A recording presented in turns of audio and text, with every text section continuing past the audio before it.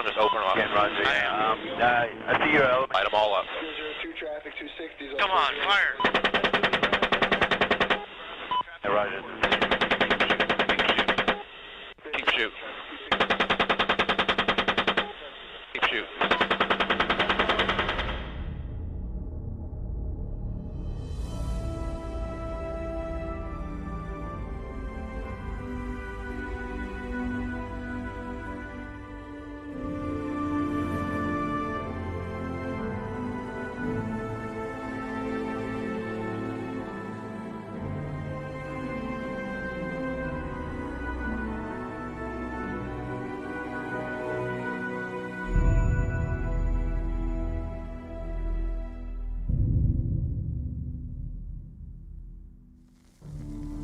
This was the slaughter known as the First World War. 16 millions died and 21 million were wounded.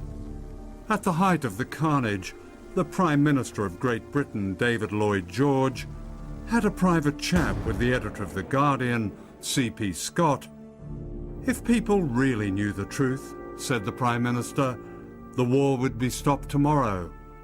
But of course they don't know and can't know. The British public were desperate for real news. More than half the nation flocked to see an official propaganda film, The Battle of the Somme. Cameras were so unusual that young troops would shout, "Hello, Mum," as they marched to the front.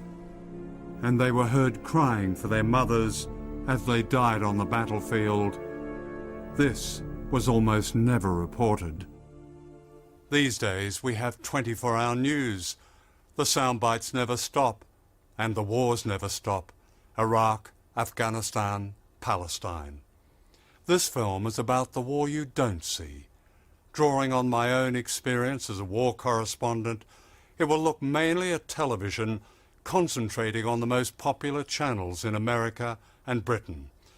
The film will ask, what is the role of the media in rapacious wars like Iraq and Afghanistan? Why do many journalists beat the drums of war, regardless of the lies of governments? And how are the crimes of war reported and justified when they're our crimes? A pioneer of modern propaganda was this man, Edward Bernays. Bernays invented the term public relations. He wrote, "The intelligent manipulation of the masses is an invisible government which is the true ruling power in our country." He was part of a secretive group called the U.S. Committee on Public Information, set up in 1917 to persuade reluctant Americans to join the war in Europe.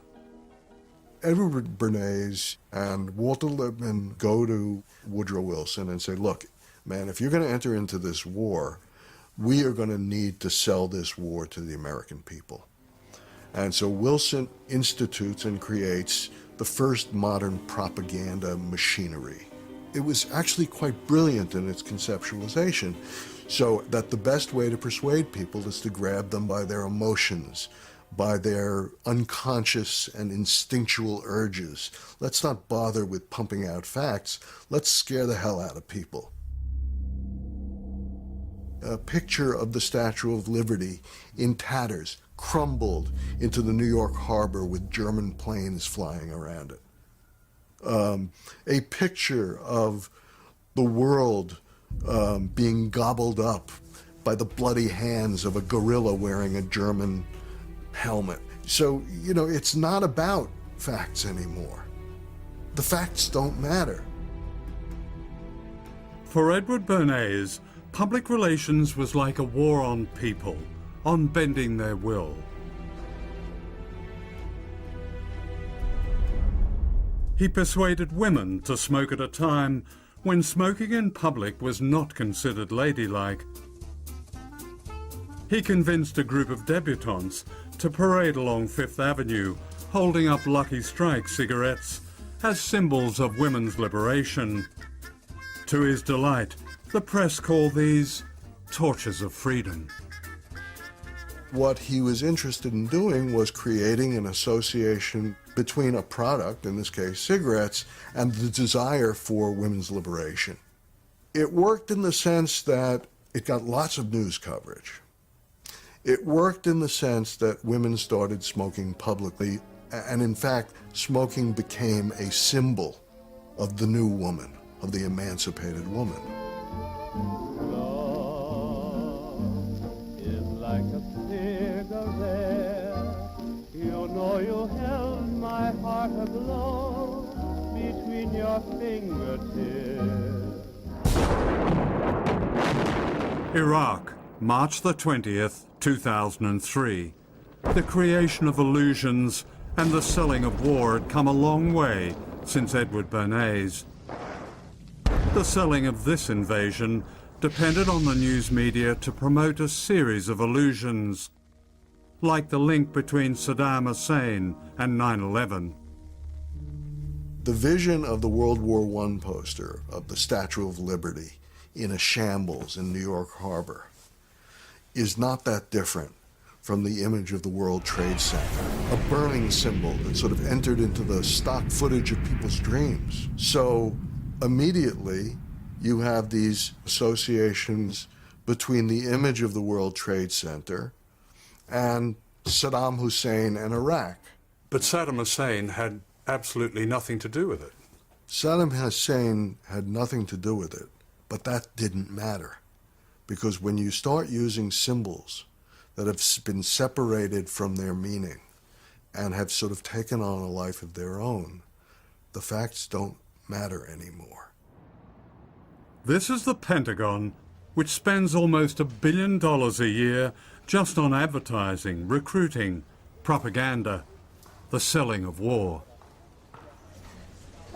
There are Pentagon contracts with news organizations in terms of how to manipulate the news. There are Pentagon officials involved in press releases that go to the media in which intelligence is used to manipulate public opinion, which is a violation of the charter of any intelligence organization. Then you have retired generals who serve as press spokesmen for all the networks, and it's never revealed which military-industrial firms they work for.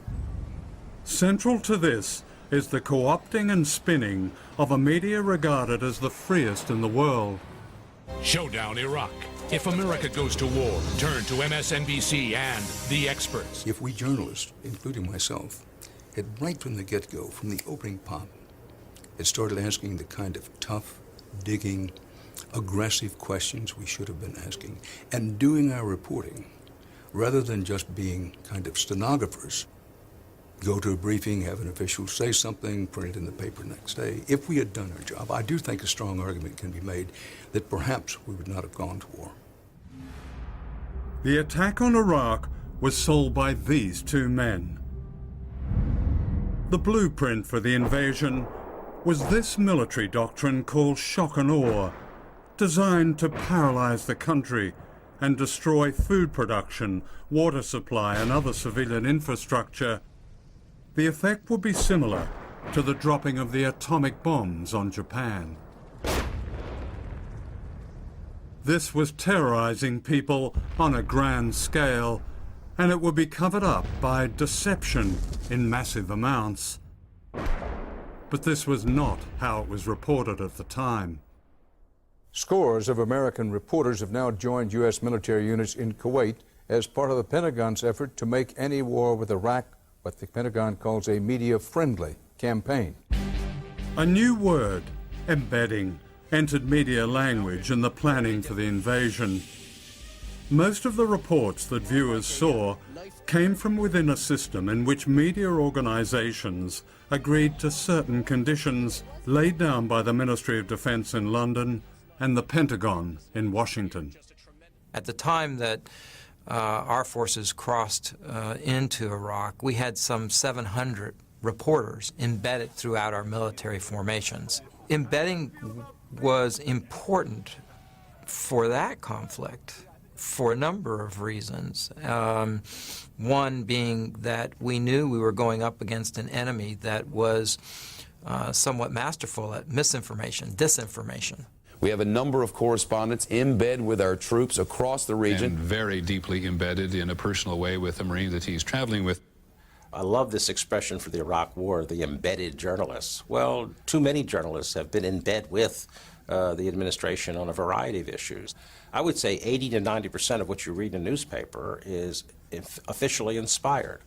If they're covering the intelligence community, for example, and they become critical of the CIA or a major intelligence organization, they're going to lose their sources. If they become critical of the Pentagon, it's going to be very difficult to get into the Pentagon to deal with official military sources.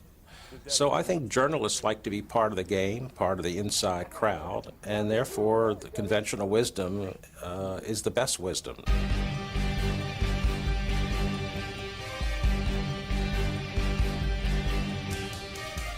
"24-hour news in particular is a system that is the most easy to manipulate. 24-hour news is a giant echo chamber.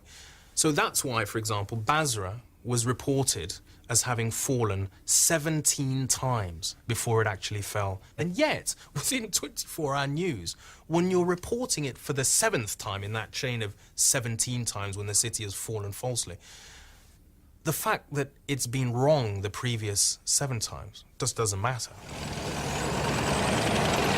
American armor is moving at will across whole swathes of Baghdad. This is Raghi Omar reporting for the BBC from Baghdad. He describes the arrival of the Americans as a liberation. People have come out welcoming them, holding up V signs. This is an image taking place across the whole of the Iraqi capital today. But it was not happening across the rest of Iraq. This was another illusion. The toppling of a statue of Saddam Hussein was seized upon by the invading force as a target of opportunity. What was not news was a US Army investigation describing how they exploited what they called a media circus. There were almost as many reporters as Iraqis, says the report. It was an American PSYOPs officer who ordered the statue brought down. The resulting TV pictures gave no sense of the bloody conquest of Iraq that was already well underway. You know, I didn't really do my job properly. I think I'd hold my hand up and say that one didn't press the most uncomfortable buttons hard enough. As you described the arrival of the Americans, you didn't tell us the story of how that whole statue was itself manipulated. Why not? The entire live cameras of the world's press were on the balcony of the Palestine Hotel.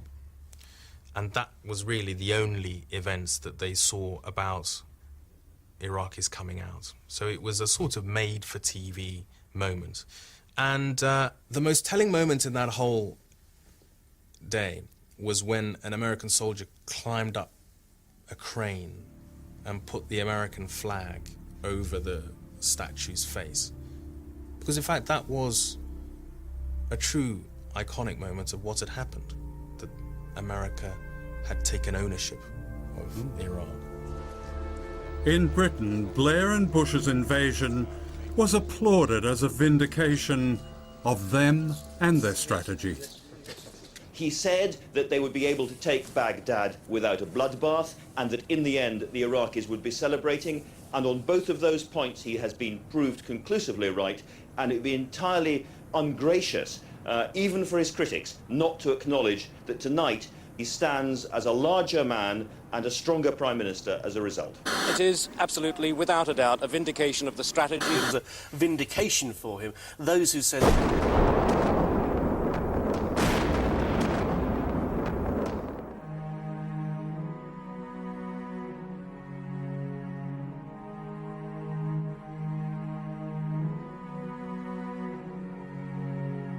Should they, you know, use a Moab, the mother of all bombs, and a few daisy cutters, and, you know, let's not just stop at a couple of cruise missiles. I've fallen almost in love with the F-18 Super Hornet because it's quite a versatile plane.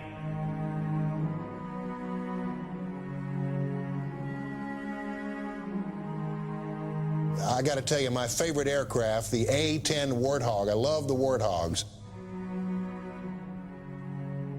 The war we don't see in Iraq is largely the massive toll on civilians in Iraq, where daily, even now, people are being killed and wounded because of this occupation. Open the door! Seeing what I see, contrasting that with what has been reported by most of the mainstream, it's like two completely different worlds.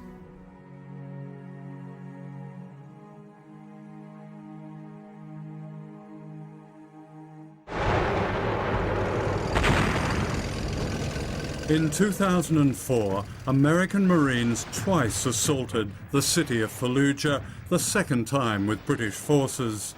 A nightmare unfolded. The Americans made the city a free fire zone. The UN reported that 70% of the houses were destroyed and those standing were riddled with bullets. Thousands of civilians were killed. Little of this was shown on the majority TV networks in Britain and America. That the Americans met courageous resistance was not news at all. Viewers did not get a sense of the sheer scale of the suffering of ordinary people. This remarkable film from inside Fallujah was made by an American, Mark Manning, with Rana al-Ayyubi, an Iraqi. It has never been shown on television. In the wars of today, it's often daring, independent filmmakers like these who give the victims a voice. من هاي الباب؟ من هذا الباب ثلاثة، ظليت امشي وراه، هنا جاء واحد أخذ قاعدة من هنا. أنا كل قوتي وخر صفا. كل قوتي فكيت الباب. نعم. فشفته نايم.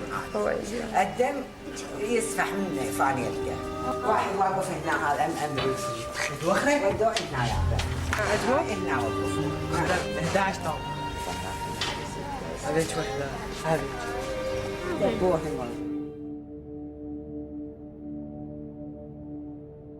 American journalist Dar Jamal also entered Fallujah independently and revealed that the Americans had used white phosphorus and attacked civilians.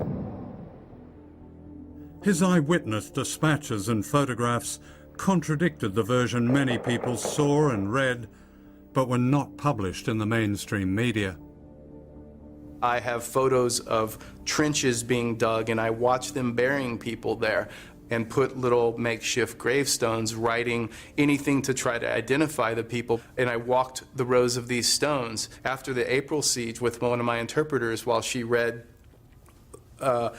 old man in tracksuit with a key in his hand, mother and 2 children. These were the identifying markers, and these are clearly civilians. What does embedding do to journalists themselves? An important distinction between embedded journalists and independent journalists is that when you choose to embed, you're giving the military the full power to control where you go, how you get there, what you see, and when you see it, and in a lot of instances, even how you're going to report that.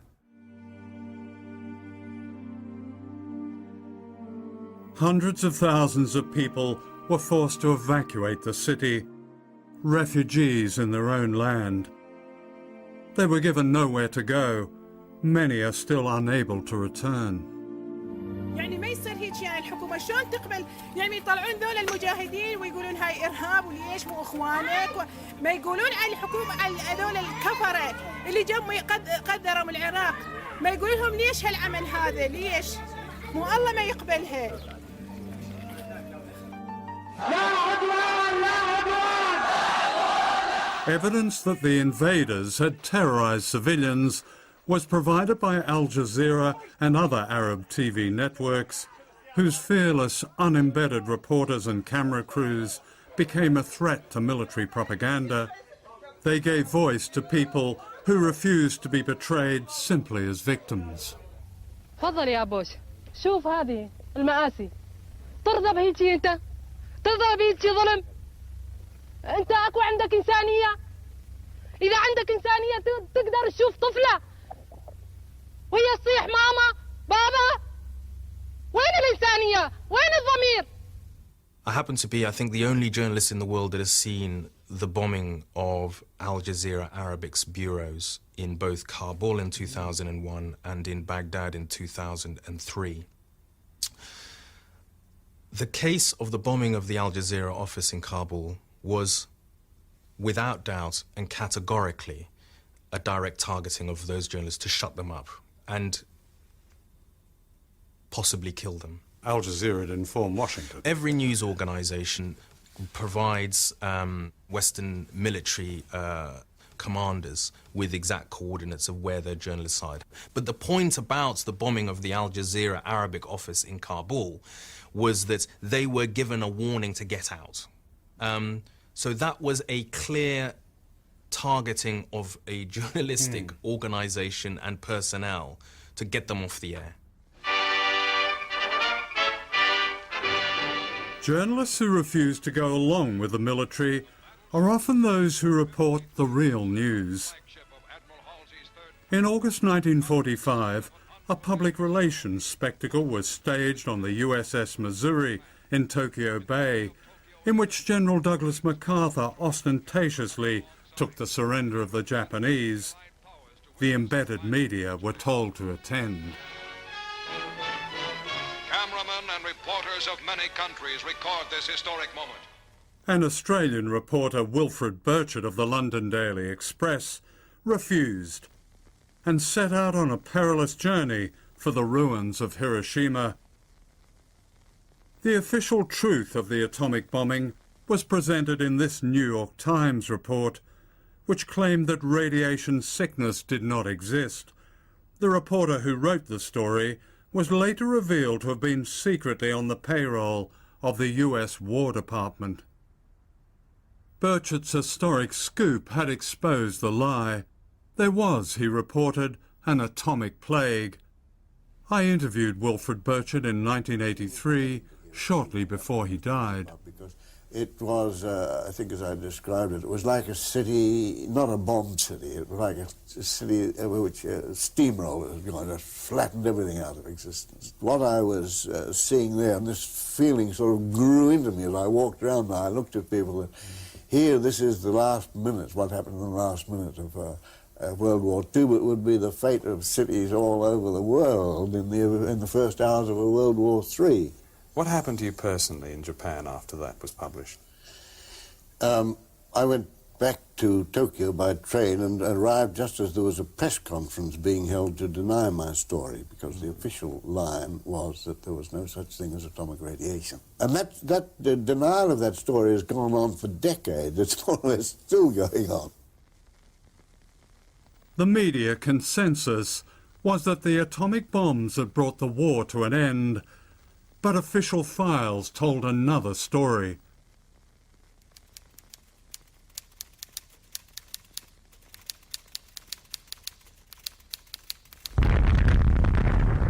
A nuclear race had begun, and the Cold War followed. Based on the propaganda of fear, it was a war we never saw but was always threatening. And we never knew how close America came to using nuclear weapons again. What follows is a secret conversation in 1972 between President Richard Nixon and Henry Kissinger, taped in the White House. Well, no, I'd rather use a nuclear bomb because that's ready. That, I think, would just be too much. The nuclear bomb, is that what I'll do? I just want you to think big, Henry, for Christ's sake. Thinking big was what the Bush administration did in February 2003. This is U.S. Secretary of State Colin Powell at the United Nations, promoting the invasion of Iraq with an extraordinary theater of the absurd. Iraq declared 8,500 liters of anthrax, but UNSCOM estimates that Saddam Hussein could have produced 25,000 liters. Nothing of what he claimed was true. All these pictures were meaningless. Saddam Hussein's intentions have never changed. He is not developing the missiles for self-defense. These are missiles that Iraq wants in order to project power, to threaten, and to deliver chemical, biological, and, if we let him, nuclear warheads. This irrefutable, undeniable, incontrovertible evidence today, Colin Powell brilliantly delivered that smoking gun today. It was devastating. I mean, and overwhelming abundance of the evidence. Point after point after point. He just flooded the terrain with data. Did Colin Powell close the deal today in your mind for anyone who has yet objectively to make up their mind? I think for anybody who analyzes the situation, he has closed the deal.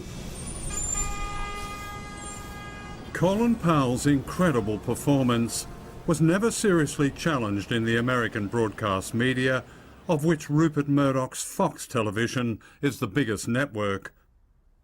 Like the rest of the Murdoch empire, it backed the invasion. We expect every American to support our military, and if they can't do that, to shut up. How do you steer this thing? I mean, you have a stick, is that right? Sure, we have But the cartoon journalism of Fox can often overshadow the fact that the respectable media has played a critical part in promoting war. Like Fox, the celebrated New York Times published the false claims that Saddam had weapons of mass destruction. The paper apologized to its readers 1 year later. In Britain, The Observer, another respected liberal newspaper, published the same false claims. David, you've written about your articles in The Observer in the build-up to the Iraq invasion, that you feel, and I quote you, nauseated, angry, and ashamed about what you wrote. What did you mean exactly? It's now, and has been for a number of years, very painfully apparent that the facts that I believed to be true in those articles were not true. They were a pack of lies fed to me by a fairly sophisticated disinformation campaign. But didn't it occur to you that these people were professional liars? I overcame what should have been stronger doubts. I can make no excuses. I should have been more sceptical. I mean, you finished off one of your articles by expressing almost a little editorial at the end, which you wrote that for the West, Iraq was, and I quote, an ideal place to establish a bridgehead. There are occasions in history, you wrote, when the use of force is both right and sensible. This is one of them. I mean, in essence, you were advocating an attack on a defenseless country. That's quite something, isn't it? What has happened, the enormity of what has happened in Iraq is far bigger than, my own embarrassment, my own feelings. And what happened was a crime. It was a crime on a very large scale. Does that make a journalist accomplices? Yeah, broadly. Unwitting, perhaps, but yes. This CBS News special report is part of our continuing coverage of America at War. Here is Dan Rather. For 24 years, the most famous news anchor on American television was Dan Rather. Your own career is remarkable for many things, but one of them in that you have stood up to power. Your questioning of Nixon, which I remember back in '74, and also your interview over Irangate with Bush Sr.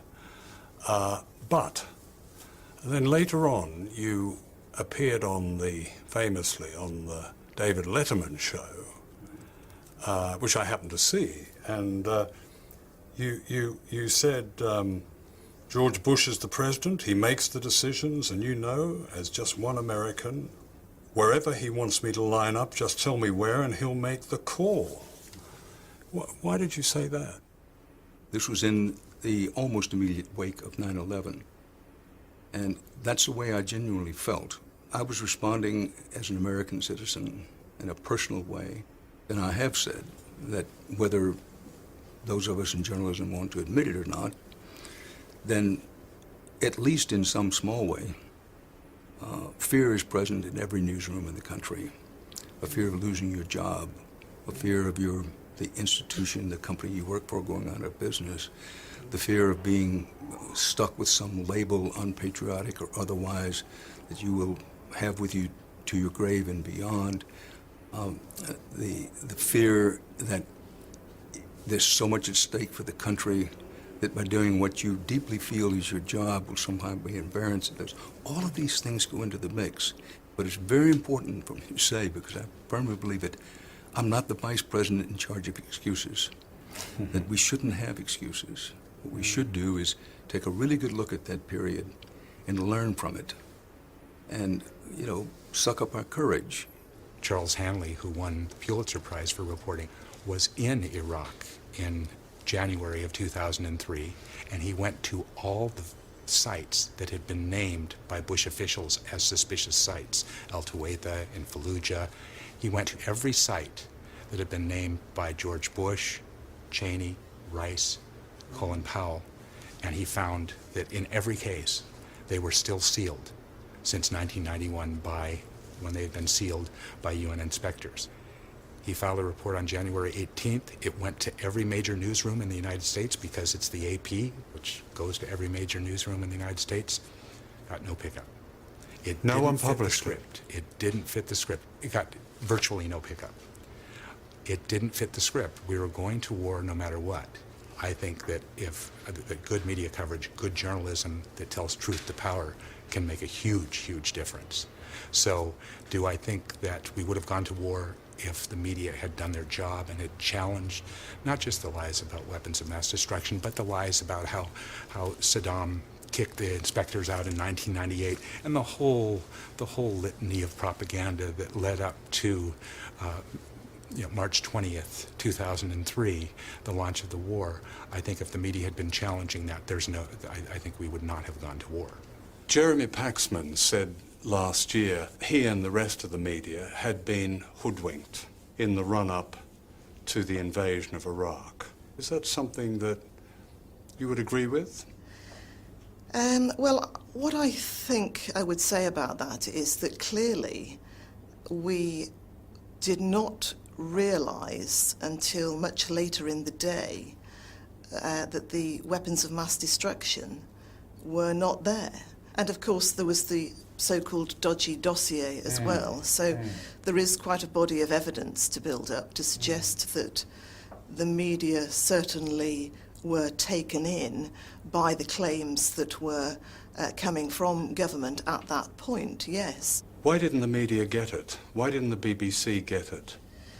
I think that we didn't get it partly because of lack of access. If you want to find out what's happening, then you really need to go there and do some first-hand reporting, which wasn't possible in the run-up to the war in Iraq. But the crucial facts were available. The chief United Nations weapons inspector in Iraq, Scott Ritter, gave me this interview 4 years before the invasion. In 1991, Iraq had significant capability in the area of chemical weapons, biological weapons, nuclear weapons production capability, and long-range ballistic missile manufacturing capability.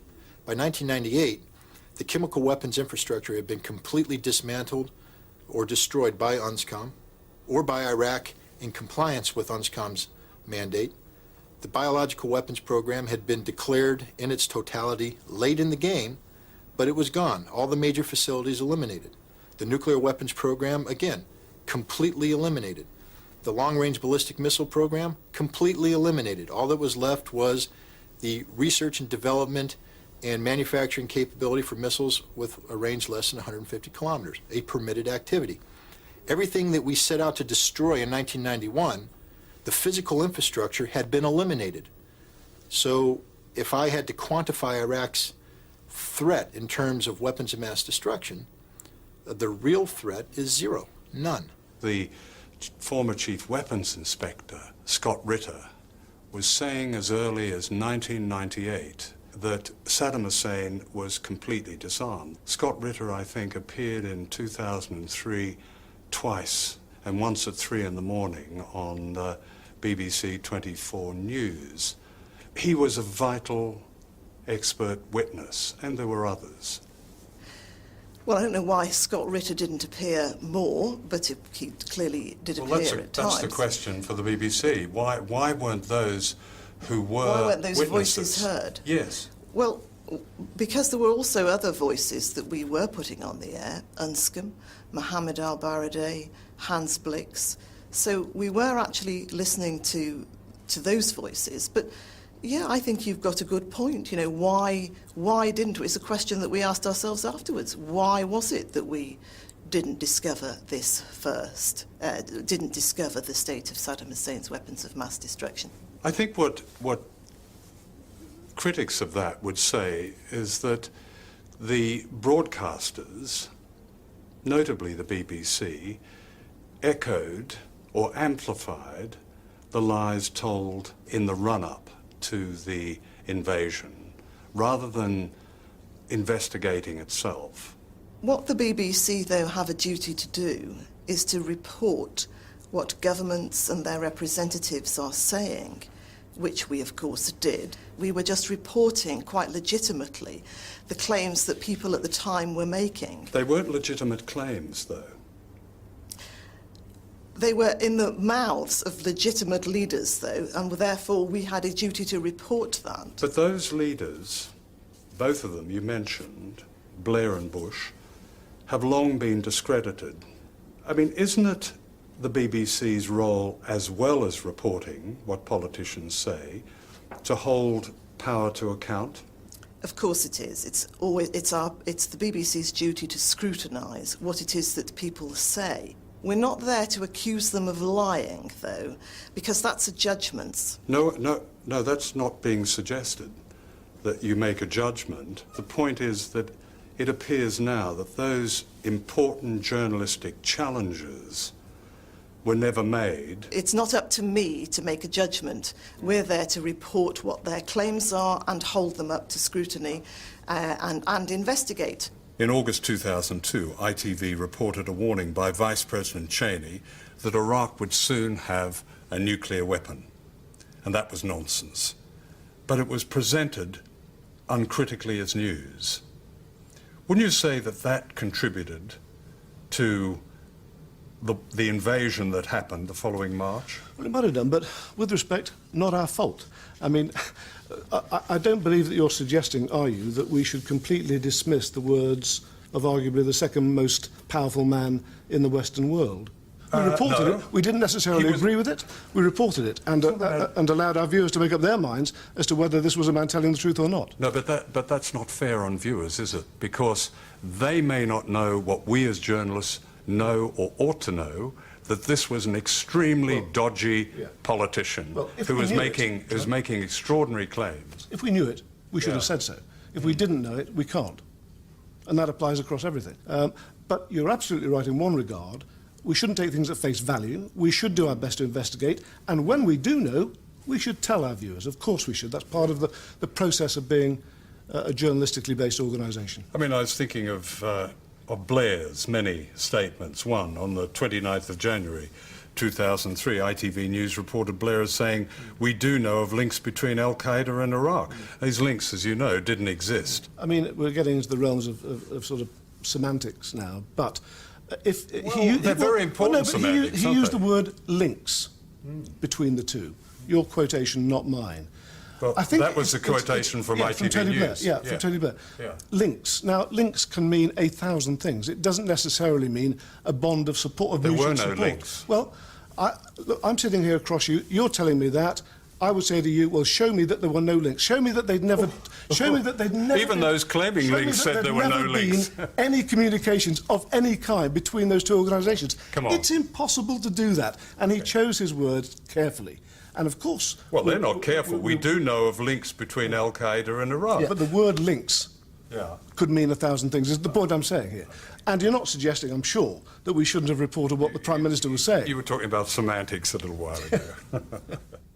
Well, I find it virtually impossible to believe that Britain could have got away with the invasion of Iraq if the media had been doing its job. When Blair was standing up and saying our policy in the region was to bolster the forces of democracy, I mean, really, the proper reaction to that would have been to burst out laughing. There's simply no history of that at all. Britain has been on the side of authoritarian, repressive regimes. They are our allies. The Omanis, the Saudis, the Egyptians, they are our allies, not the more democratic, more liberal forces in the region. And I think that if journalists had even had a slight interest in looking at the history and in looking at what the government was actually saying at the time or what the evidence was at the time, they would have reported things in such a manner that the government just would not have been able to have got away with what they did.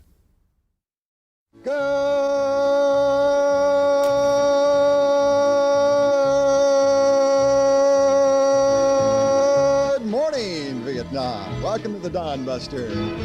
This was the Vietnam War, which I reported. A new military jargon, collateral damage, was designed for the media and to cover up the scale of the industrial killing of up to 3 million people and the terror of indiscriminate bombing often known as turkey shoots. The longest bombing campaign in history happened here in North Vietnam, mostly unseen from outside. This is a photograph of the town of Ham Long in the north. Not a building remained, only bomb craters. Pictures like this were seldom published. Vietnam was the blueprint for the wars of today. Murder and destruction replaced military tactics. Almost every man, woman and child became the enemy. Some people running along the dikes. Roger. Good job. I saw you splatter one right in the back with a rocket. Roger, got lucky again. It's time that we recognized ours was in truth a noble cause. As in previous wars, public memory of the Vietnam War was greatly influenced by Hollywood. The Deer Hunter, Platoon, Good Morning Vietnam, The Green Berets. All these films perpetuated an illusion, turning fiction into truth. The theme was fake heroism and self-pity, the invader as victim, purged of all crime. Today, a series of Iraq war movies follows the tradition. The current Oscar winner, The Hurt Locker, is the familiar story of a psychopath high on violence in somebody else's country, where the suffering of its people barely exists. What I saw was a film that was a complete celebration of the lone lunatic, but who ultimately, you know, is the quintessential American hero. Because lone lunatics are very big in this country. We even elect them president sometimes.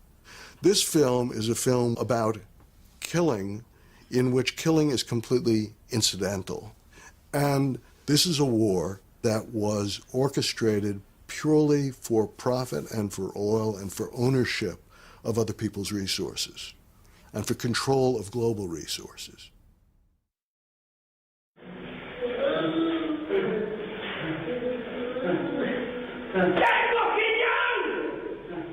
This is another war we don't see in Britain.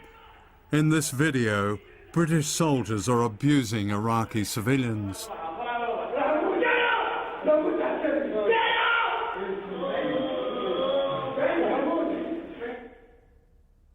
A public inquiry into the killing of Baha Musa, an Iraqi hotel worker, has been told that British soldiers have tortured and killed prisoners.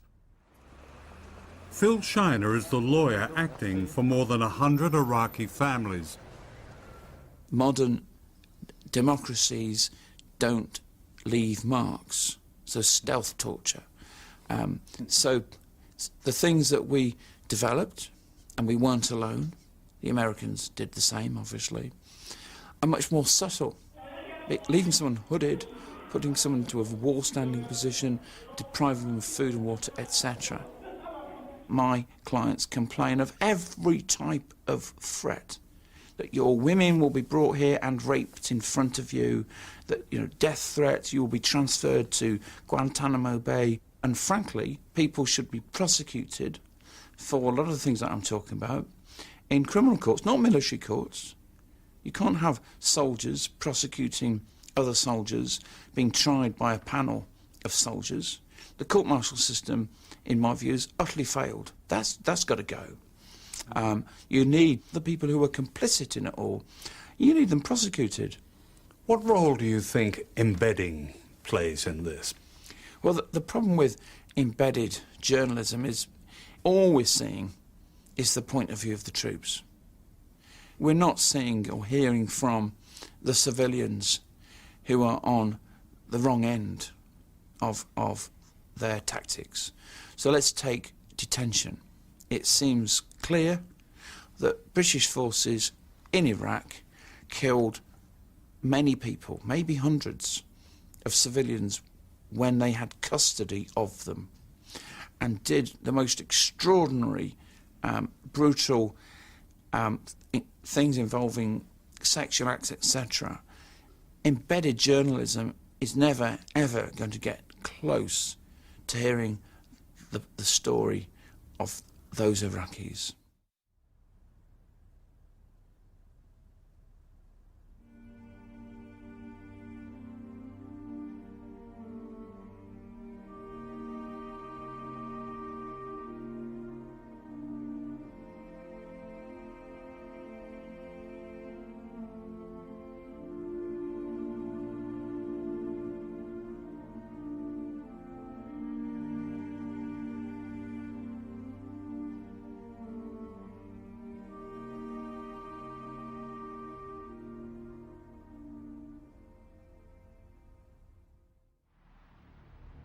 This is the B-1 Lancer bomber, which cost the American taxpayer $283 million each.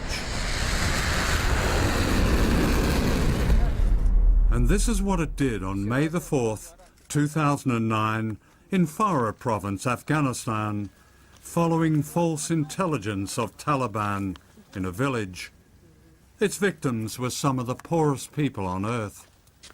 Guy Smallman is an independent photojournalist and the first Westerner to arrive in the village following the bombing.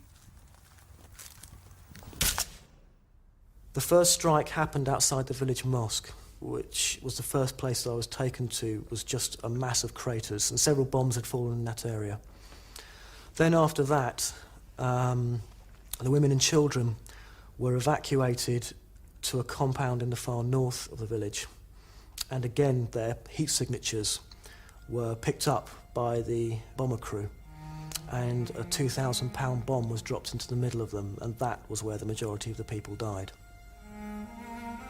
The first thing that struck me when I was going in there was the silence.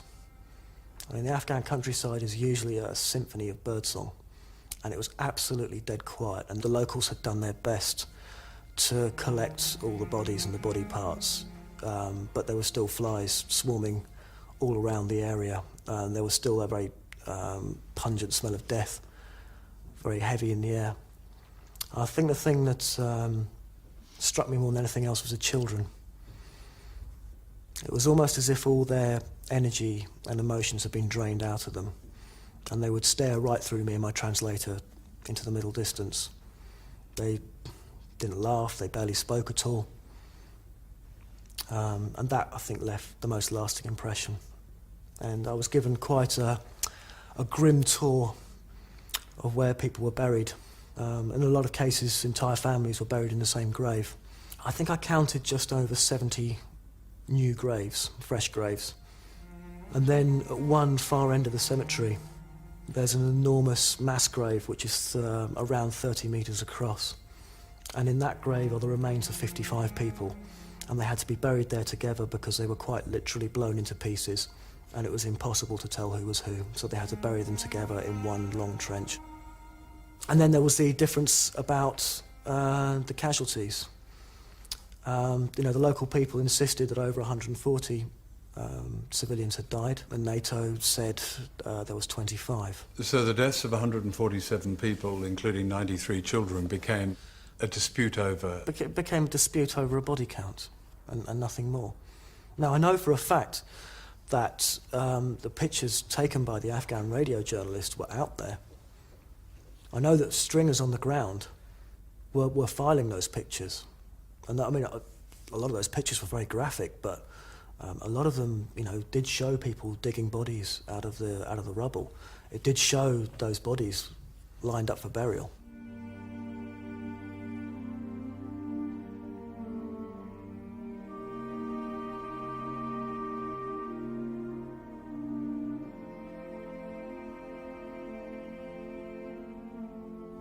Why do you think British audiences and other Western audiences have no real sense of an atrocity of this scale?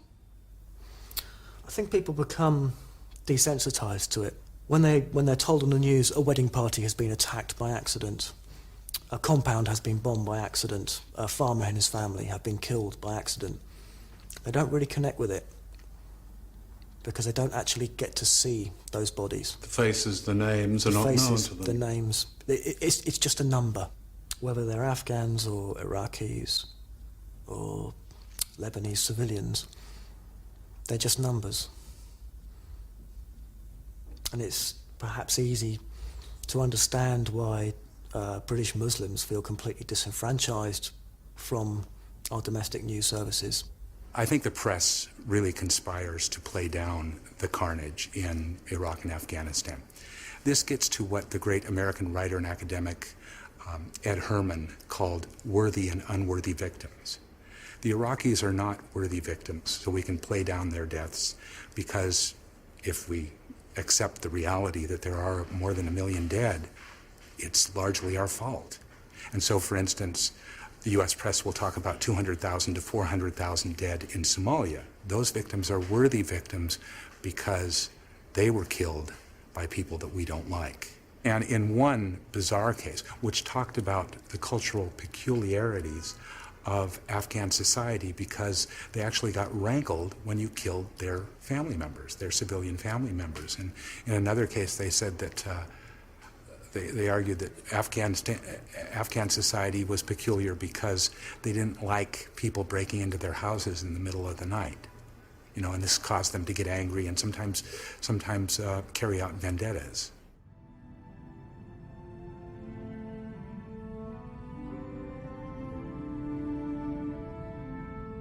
This is the British Armed Forces Memorial in Staffordshire. It's not as well known as the great cenotaphs, and it holds many secrets.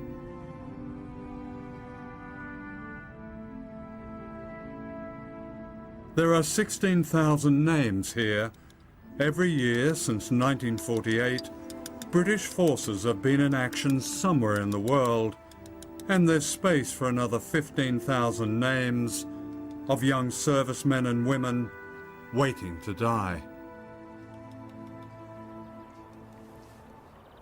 What's extraordinary about this memorial is its record of constant war during so-called peacetime, as if revealing the secret of Britain's enduring imperial role. What's missing is any record of the victims of these wars, the countless men, women and children killed mostly in their own countries, in our name, and glimpsed only now and then on the TV news. At least 1 million people have died as a result of the invasion of Iraq. They are not part of our remembrance because they're not allowed in our memory. Mark Curtis is an historian who writes on British foreign policy. His specialty is revealing long-forgotten official files. I've certainly uncovered a lot of episodes where Britain has been either involved in coups or has been involved in military interventions that have appalling impacts on people's lives that simply never get mentioned. They're never referred to in the newspapers. They never get on TV histories of Britain. They're just taken out, basically. They're deleted from our historical memory. Why does the public in Britain have such little idea of the sheer scale of this? Well, a very large reason for that is that, I mean, if you look at every war or every coup or every regime that Britain is supporting or been involved in, it's usually accompanied by an increasingly sophisticated public relations operation by the government. We're told that British foreign policy is based on promoting democracy, on spreading development and promoting human rights. Well, if you read the actual government planning files, planners are saying to themselves that their policy is not based on that. It's based on the control of oil. It's based on creating an international economy that works in the interest of British corporations, and it's based on maintaining their great power status. This culture of impunity is deeply embedded within British society. I mean, if you go back, say in the 1960s, a time when Britain was covertly supporting an Indonesian military that was killing up to 1 million people, where Britain was responsible for depopulating the Chagos Islands, and where Britain was arming the Nigerian government that was killing hundreds of thousands of Biafrans in the civil war in Nigeria. All of that was taking place under the Labour government in the 1960s, and none of those ministers have ever been questioned, and yet those decisions cost literally millions of lives. The attack on Iraq did not begin with shock and awe. During the first Gulf War in 1991, Britain and America deliberately bombed Iraq's modern infrastructure. And when the war was over, the bombing continued. This was seldom reported. During this period of the 1990s, the UN imposed an economic blockade led by Britain and America. Essentials like clean water and vital drugs were denied. In 1998, the United Nations Children's Fund reported the deaths of 500,000 children under the age of 5, a direct result of the sanctions imposed by the blockade. This is Dennis Halliday, former Assistant Secretary General of the United Nations, who resigned after refusing to administer the sanctions. In 1999, I travelled with him to Iraq. The very provisions of the Charter and the Declaration of Human Rights have been set aside. And we are waging a warfare through the United Nations on the children and people of Iraq with incredible results. Results that you do not expect to see in a war under the Geneva Conventions. We're targeting civilians, worse, we're targeting children like Safa, who of course were not born when Iraq went into Kuwait. I mean, what is this about? It's a monstrous situation for the United Nations, for the Western world, for all of us who are part of some democratic system, who are, in fact, responsible for the policies of our governments and the implementation of economic sanctions. Khan Ross was a senior British diplomat at the UN responsible for imposing the embargo on Iraq. You gave evidence on the impact of sanctions. Yes. And this is what you said. The weight of evidence clearly indicates that sanctions caused massive human suffering among ordinary Iraqis, in particular children. We, the US and UK governments, were the primary engineers and defenders of sanctions and were well aware of this evidence at the time. But we largely ignored it or blamed all these effects on the Saddam government. Sanctions effectively denied the entire population the means to live, unquote. That's a shocking admission. Yeah, I agree. Well, I stand by it today. Why didn't you speak out during those 4.5 years? There is a certain macho culture in foreign policy circles that to talk about things like humanitarian suffering when you're dealing with Saddam Hussein is a bit wet.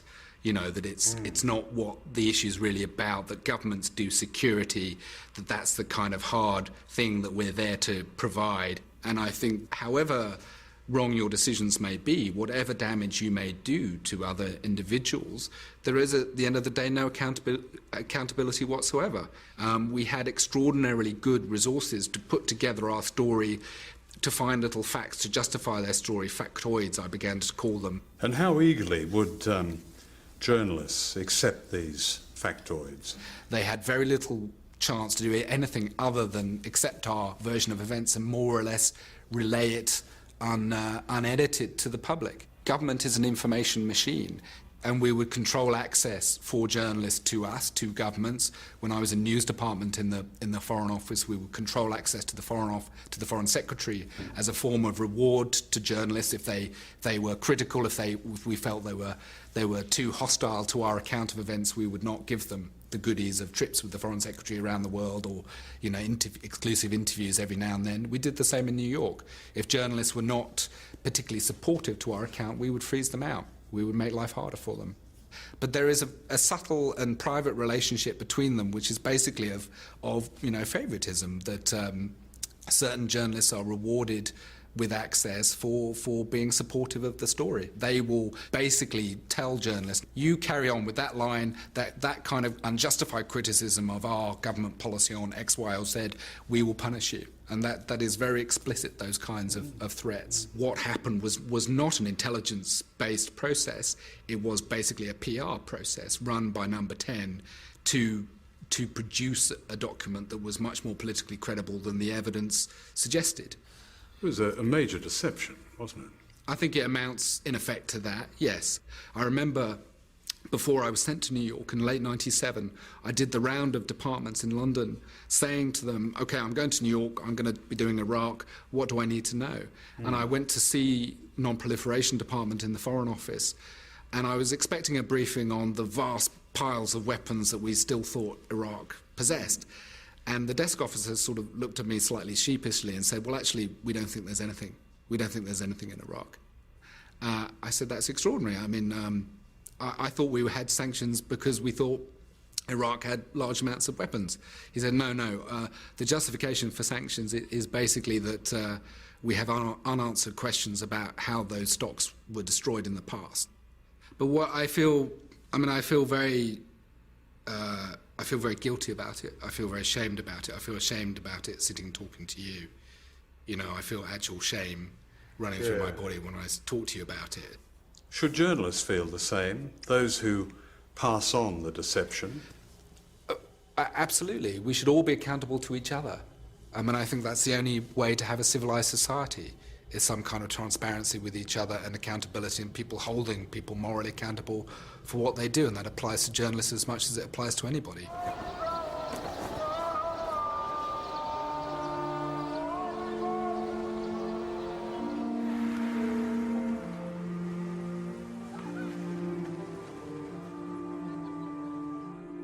These were to be the borders of Israel and Palestine when Israel was founded in 1948, and this is what's left of Palestine today, fragmented and dislocated by a military occupation that defies international law and is backed by one of the world's most sophisticated propaganda machines.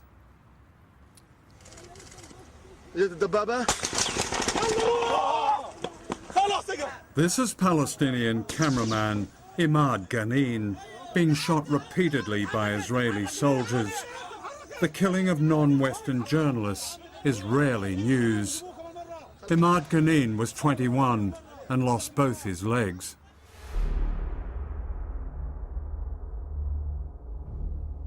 Ten journalists have been killed by Israeli forces since 1992, and many more have been wounded. The pioneering Glasgow University Media Group has just published its latest study on the media reporting of Israel and Palestine. I think what it comes down to is a basic knowledge that journalists have, which is quite simply that if they criticise Israel, then it's potentially trouble. If they criticise the Palestinians, then there is much less of a problem. So they might use a word like occupation, but they won't say military occupation, they won't say military rule, they won't explain in detail what it means. They certainly wouldn't do it routinely to explain in detail what it means to be living under military rule and why the Palestinians, from their point of view, are trying to overthrow that military rule, trying to throw off that control. Professor Greg Philo heads the Glasgow unit. Looking at his research, and it comes through very clear, it's a certain state of fear exists on who the Israelis will complain to. They say in the research, producers worried, will they complain at Director General level? Or will they just simply ring the newsroom? But the point is this sense of intimidation, almost. Welcome to the world of a correspondent who has to deal with this pressure on a daily basis. Yes, where I would take issue with you is the fear factor, because actually no correspondent that I have come across who is used to working in Jerusalem particularly or dealing with this stuff fears it at all. I was thinking of people here at Television Centre. We don't fear it either.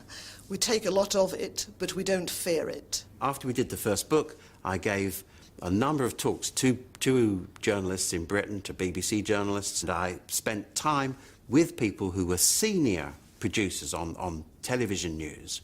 And one of them said to me, in the context of quite a heated discussion that was going on with other journalists, he said, listen, he said, we wait in fear.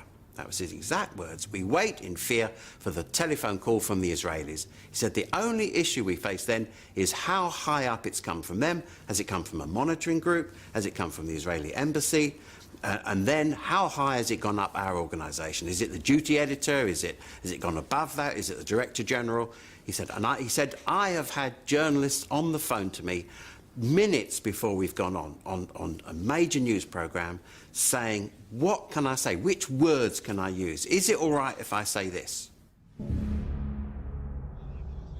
On May the 31st, 2010, Israeli forces attacked an aid flotilla headed for Gaza in international waters. They killed 9 people. In the days that followed, Israeli propaganda set out to manipulate the news agenda. They were clubbed, they were beaten, stabbed. There was even a report of gunfire. Don't you think it's fair to look at some coverage and say there's a tone? The tone was, of course, you didn't sit down and say we're going to put the Israeli point of view, but the tone throughout was that Israel had a problem. Not the people who were shot in the back of the head, but that Israel had a problem. I think there are 2 things here. One is that, are you saying that actually we devalued human life? Because I don't think we did. No, I didn't say that. But I think that. it's legitimate to ask what the implications of this were going to be for Israel, which is what that question was attempting to do. Tonight at 10, the Israelis under pressure after the raid on ships taking aid to Gaza.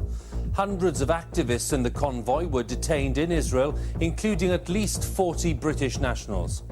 They were pushing everybody and people running around, and they were hitting us with the back of the guns. The Israelis are accused of carrying out a bloody massacre, but they claim it was self-defense. Our planning for yesterday's interception was for a peaceful police operation. Our sailors on the job were told you are to use minimum force and maximum restraint. The top of the main news was Mark Regev, unchallenged. Mark Regev, as you know, is the chief Israeli propagandist. Mark Regev is a spokesman for the Israeli government. Now, you can describe him as a propagandist, if you like. What else is he? Please tell me. Well, that's a pejorative way of putting what government spokespeople are. You know, they're entitled to express their point of view, and we have a duty to report it. I'm afraid that polite view wouldn't be shared by the families of the people who were killed on the boat. I absolutely accept that, and we have a duty to report that perspective as well. Who's the Palestinian equivalent of Mark Regev, who appeared so often? Who's the Palestinian equivalent of all those mainly female Israeli spokespeople during Operation Cast Lead? Who was their equivalent, articulate in English, given a space right at the top of BBC News? Who is that? I think that's a very good point. You know, who are those people? Yes. Well, why hasn't the BBC... But that's not our job to go out and appoint the Palestinian spokesperson. But you say you're impartial. Surely you would find somebody to be, yes, have Mr. Regev saying his say, but then his equivalent. We do, and we did. You don't, actually. You don't have an equivalent of Mark Regev. That's just not true. Just because there isn't an equivalent of Mark Regev doesn't mean to say that we didn't allow those viewpoints which you've just expressed to be heard across the range of our output. This was ITV News on May the 31st, using the same Israeli footage. Filmed with night vision cameras, Israeli commandos drop from helicopters onto the deck of a Turkish aid ship, and violent clashes erupt.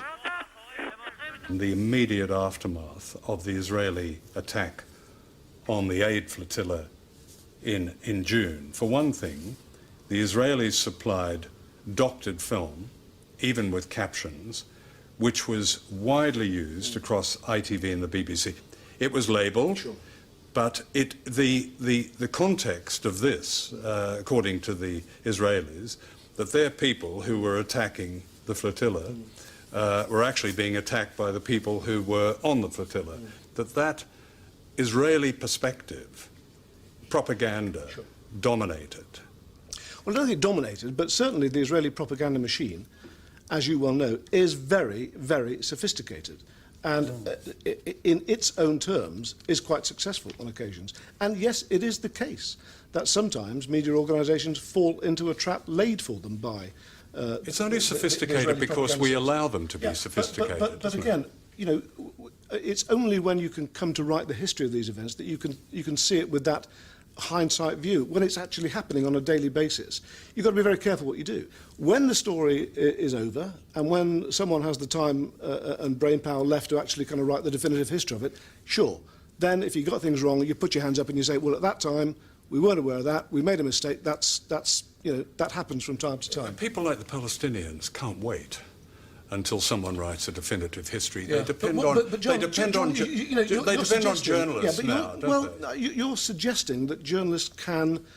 that the job of journalism is to change the world. It ain't. I've got to tell you, even someone with your massive experience should know better than that. No, I'm not saying that. You're saying that. Our job is to make sure that the public who consume our news are as informed as we can make them, so that they can make their own minds up. But viewers can only make their own minds up if they're given all the available facts. Graphic independent video was available on the internet on the night of the attack.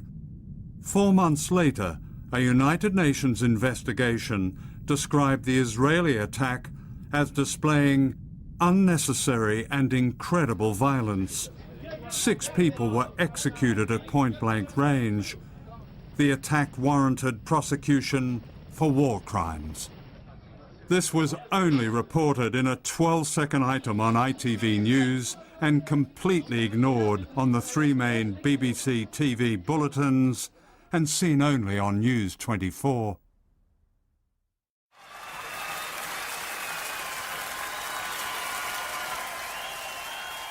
One of the public relations triumphs of the 21st century was the rise of Barack Obama. His campaign slogan was, "Change we can believe in." He was a brand that offered something special, exciting. In 2008, Obama, the candidate, was voted Marketer of the Year, ahead of Apple, Nike, and Coors Beer. He made many people feel good, as if his slogan might be true. Above all, the perception of brand Obama was that he was against war. Most of you know that I opposed this war from the start. I thought it was a tragic mistake. But that was false. As president, Obama has not withdrawn America from Iraq and has backed US military action in Afghanistan, Pakistan, Somalia and Yemen, and approved a military budget of $708 billion, the biggest war spending of all time. Cynthia McKinney is a former Congresswoman and Green Party candidate for president. It's a great shame on the black political tradition in the United States to have a warmonger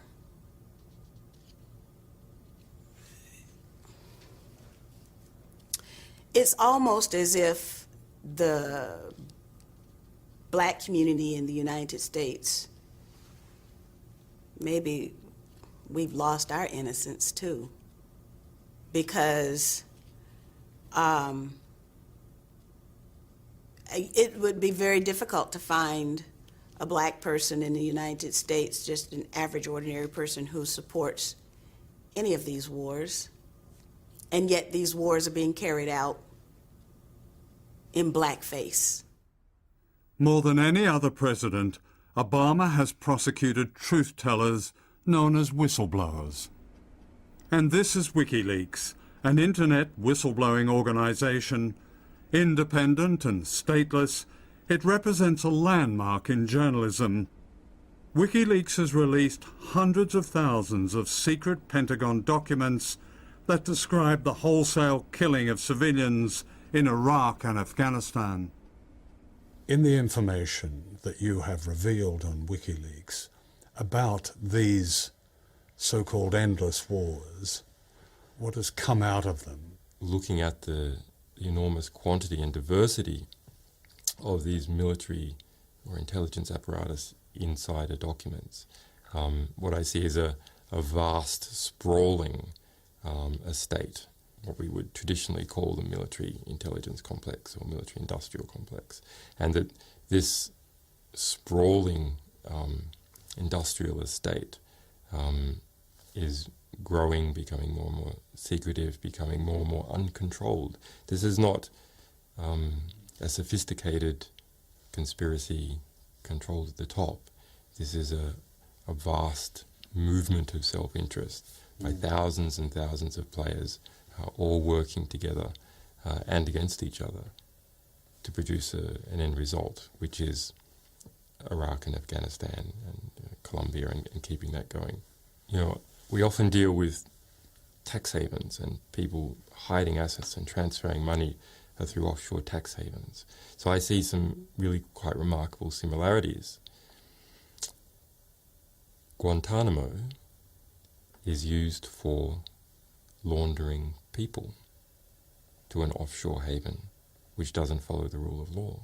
Similarly, Iraq and Afghanistan and Colombia are used to wash money out of the US tax base and back. Arms companies. Arms companies, yeah. I mean, what you're saying is that money and money-making is at the centre of modern war, and it's almost self-perpetuating. Yes, and it's becoming worse. What happens when WikiLeaks runs into the United Kingdom, which has some of the most draconian secrecy laws in the world, such as the Official Secrets Act? We haven't found a problem publishing UK information. I mean, when we look at the Official Secrets Act labelled documents, we see they state that it is an offence to retain the information, and it is an offence to destroy the information. So the only possible outcome is that we have to publish the information.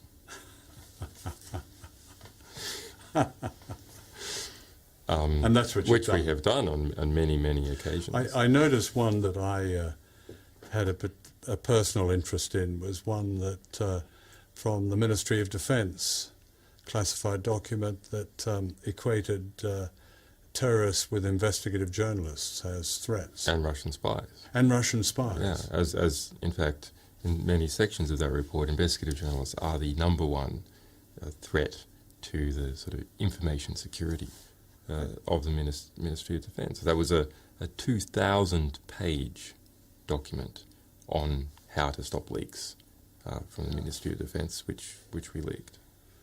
I didn't know whether to be offended or honoured. Well, it's nice to be having an impact. Since the release of the Pentagon's war secrets, Julian Assange has been subjected to extraordinary smears and accusations originating in America and Sweden. These include threats against his life and bizarre character assassination. The media all over the world has amplified this propaganda. This secret Pentagon document states clearly that US intelligence intends to destroy trust in WikiLeaks by threatening whistleblowers with exposure and criminal prosecution, thereby discrediting truth-tellers. How you feel about whistleblowers as an essential part of democracy? Do you approve of whistleblowers? Well, I think this country has laws to protect whistleblowers. Exactly. And I think that that there have been instances in our history where shining a light on something is important to do. Can you, as a senior official of the United States government, a guarantee that the editors of WikiLeaks, and the editor himself is not American, are not in danger, that they themselves will not be subjected to the kind of hunt that we read about in the media? Well, first of all, it's not my position to give guarantees on anything. We do have an open criminal investigation. The investigation is targeted on the individuals that have violated the trust and confidence that's been bestowed upon them by this country. But WikiLeaks is an organization run from outside the United States, and the founder of that has been told that he is at great risk from being hunted down. I don't know in what form. And neither do I, so I'm afraid I can't help you. I mean, for you to receive that volume of documentation suggests that there must be something of a rebellion going on within the system. Yes. I mean, it's the one hopeful thing is, in fact, that there are good people in the US military. And some of those people have had enough. It's sort of another way of being a conscientious objector. And in fact, arguably a far more powerful way of objecting to the war.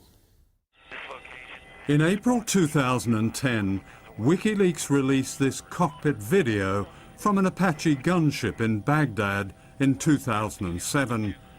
The gunship is firing from a distance of over a mile from its victims. This is the war you don't see. Clearly, there were two cameramen there holding cameras, not arms. These cameramen turned out to be Reuters news reporters. Haven't seen anything since then. Just fucking, once you get on them, just open them up. Yeah, Roger. I see your element. You got about 4 Humvees out along this. You're clear. All right, firing. Line here. When the stage line, let me know when you get it. One shoot. Light them all up. 202 traffic, 260. Come on, fire. Hey, Roger. Keep shooting. Keep shooting. Bushmaster 2-6. Bushmaster 2-6. We need to move time now. All right, we just engaged all 8 individuals. A whole street covered with bodies. The reaction to that was nice. Yeah, look at those dead bastards. Nice. 2-6, Crazy Horse 1-8. This tape from me and the other people involved made nice a dirty word. So we just couldn't see something as being nice anymore when a whole street covered with carnage is nice. Ethan McCord was one of the first soldiers to reach the scene of the killing. Here he speaks to an audience in the United States. Myself and the team of soldiers I was with began running in the direction where we heard the Apache fire. Let's shoot. Thank you. I was not even close to prepared for the carnage that I was about to walk onto. I saw what appeared to have been 3 men on a corner. Got that big pile of bodies to the right on the corner. We got dismounted infantry and vehicles. Over. It was an extreme shock to my system. They didn't look human. Then there was the smell. The smell was unlike anything I've smelled before. A mixture of feces, urine, blood, smoke, and something else indescribable. Now, Bushmaster, we have a van that's approaching and picking up the bodies. Request permission to engage. Bushmaster 7, Roger. This is Bushmaster 7, Roger, engage. 1-8, engage. Clear. Come on. Clear.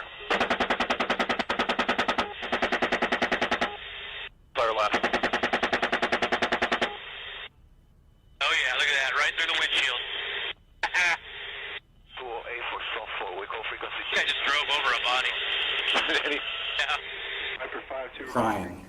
I hear crying. Not cries of pain, but that of a small child who had just woken up from a horrible nightmare. Yeah, it looks like we got... I saw that there was a minivan, and the cries appeared to be coming from it. Myself and another soldier, a 20-year-old private, walked up to the passenger side van and looked inside. The private that I was with reeled back, began to vomit, and quickly ran away. What I saw when I looked in the van was a small girl about 4 years old on the passenger side of the bench seat. She had a severe belly wound and was covered in glass. Roger, we need to evac this child. She's got a wound to the belly. The glass was in her hair and also in her eyes. Next to her, half on the floorboard, with his head resting on the seat, was a boy about 7 years old. He wasn't moving, and from the severe wound to the right side of his head, my first thought was that he was dead. In the driver's seat was who I immediately concluded must have been these children's father by the way he was hunched over the children in a protective manner. The whole time thinking, fuck, what the fuck, these are babies. Hey, I need to get the brass to drop ramps. I got a wounded girl. We need to take the rest of mine. Oh, it's their fault for bringing their kids to a battle. That's right. See, my son was born May 31st, 2007. I had yet to see him. And I had a daughter who was barely older than this girl. The medic radioed in that the little girl needed to be evacuated because there was nothing else he can do here. I handed the child to the medic, who then ran the girl to a waiting Bradley armored vehicle. I walked back to the van. I don't know why. I looked inside the van again. Did the boy just move? Holy shit, the boy just moved. I grabbed the boy from the van and held him against my chest. I was screaming at this point, the boy's alive, the boy's alive. I started running to the Bradley in hopes that it wasn't leaving. At this point, the boy looked up at me. Then his eyes rolled back, and my heart sunk. It's okay, I have you. It's going to be okay. Don't die, don't die. I squeezed him a little bit tighter.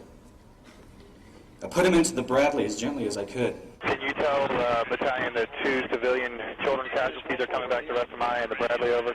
Roger, that's a negative on evac at the 2 civilian kids to Rusty. They're going to have the IVs will take them to a local hospital, over.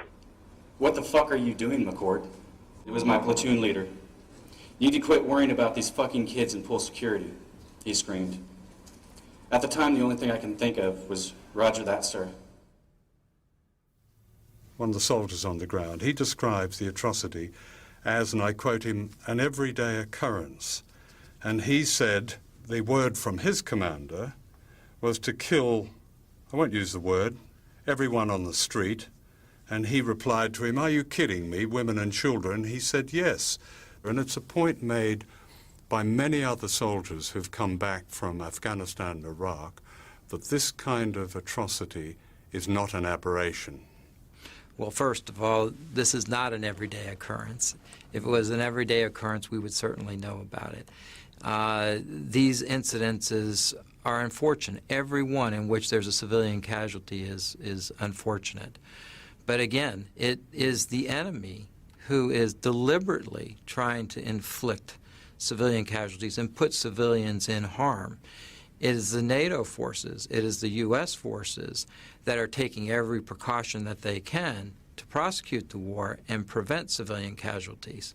General James Cartwright, who's Vice Chair of the Joint Chiefs of Staff, he says the United States can expect to be at war, and these are his words, for as far as the eye can see. That sounds like a permanent state of war. Our job is to be prepared to fight and win this nation's wars. And so we have to be prepared for the possibility of conflict into the future. It's a remarkable state of affairs, isn't it? Because the United States is not, in fact, threatened by a power that could possibly overturn it, defeat it. That's impossible. But still it goes on as if we're all drawn into, most of humanity, into a permanent state of war. For many people, that seems very difficult to justify. Well, first of all, there are some very dangerous asymmetric threats that are out there. Terrorism, obviously, one of them. This is what we anticipate going into the future is not necessarily nation-on-nation type conflict. Okay, it is these asymmetric threats that are out there. It's the threat of weapons of mass destruction. There's another asymmetric threat is the cyber threat that exists. These are all threats that transcend geographical boundaries. You know, the United States military has to prepare for a wide range of threats that exist out there in order to protect its national interests. Are media drums beating for another war? Say a war with Iran? I wouldn't say that the media are beating the drums for war yet, although they are showing the same credulousness, the same obsequiousness towards the powerful as they did in advance of the Iraq War. I'm not sure it's to the point that they're beating the drums for war yet, but when the elites decide it's time to go, I would be surprised if they did anything but. You've mentioned already Iran. Yeah. And there is an enormous choice to be made about Iran, a more developed, more formidable, more populous, and certainly better armed country than Saddam's Iraq, whatever it was. Are you actually saying that we should threaten them militarily if they are determined to develop nuclear weapons? I am saying that I think it is wholly unacceptable for Iran to have nuclear weapons capability. But what can we do about it? And I think we've got to be prepared to confront them. Militarily? If necessarily militarily? If necessarily militarily. I think there is no alternative to that. If they continue to develop nuclear weapons, then they need to get that message loud and clear. Does this sound familiar? There is as much evidence that Iran is building nuclear weapons as there was that Iraq had weapons of mass destruction, as claimed by Tony Blair. We know that great falsehoods were perpetrated, and yet the individuals who perpetrated these things are still running around, you know, more or less much as before, you know, being taken seriously as commentators, as authorities on this or that. You know, I find it astonishing. These people should hide their heads in shame. The British elites do not want the public to know what they're doing. They don't actually even think they have a right to know what they're doing. And they know that the more information the public has, the more difficult it is for them to pursue policies that maybe are abusive of human rights or involve supporting a repressive regime. And so there's a conscious strategy, actually, of having these public relations campaigns that the government regularly has whenever it resorts to an overseas military intervention to try and convince the public that they're acting for the highest of noble intentions, when in fact they're not, when they're usually acting out of hard-hearted, straightforward calculation of elite interests. So the public is a threat that needs to be countered. For too many journalists, the price of their independence is their life. They include Terry Lloyd of ITN, shot dead in Iraq by American Marines. Since the invasion of Iraq, more than 300 journalists have been killed, more than in any other war. This film is a tribute to them. That doesn't mean that we journalists have to risk our lives to tell the truth. But we do have to be brave enough to defy those who seek our collusion in selling their latest bloody adventure in someone else's country.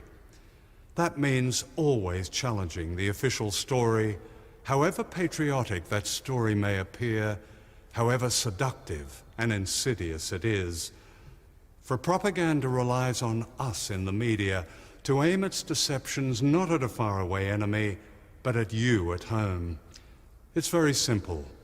In this age of endless imperial war, the lives of countless men, women, and children depend on the truth, or their blood is on us. Never believe anything until it's officially denied, said the great reporter Claude Cockburn. In other words, those whose job it is to keep the record straight ought to be the voice of people, not power.